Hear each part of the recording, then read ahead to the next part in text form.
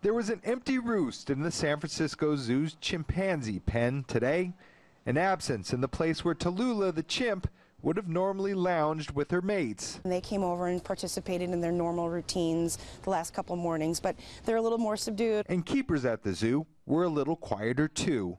After all, Taillulah had been a fixture there for 45 years. Big loss for us, big loss for the chimpanzees, big loss for the zoo, for our visitors. You know, she really connected with our visitors here and people recognized her and knew her. Taillulah, who was in her 50s, died Sunday after a lengthy battle with breast cancer and heart disease.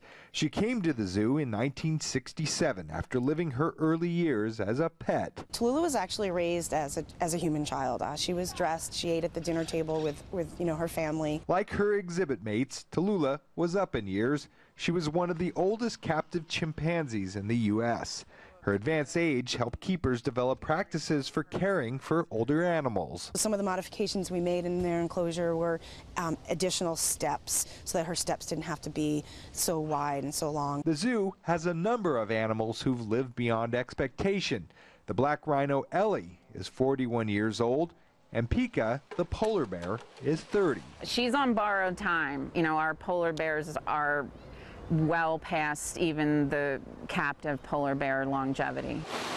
And so the zoo has added soft grassy areas and encourages Pico to swim as much as possible. And then there's medication.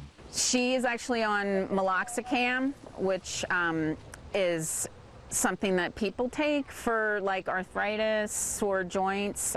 She has bad hips. For Taillulah, keepers even brought in human oncologists and cardiologists to review her care, showing that even in a zoo, the elderly deserve some pampering. The older they are, the more you get attached to them, you know, the more steps you've taken to take care of their health, and, you know, they're not going to live forever. Joe Rosado Jr., NBC Bay Area News.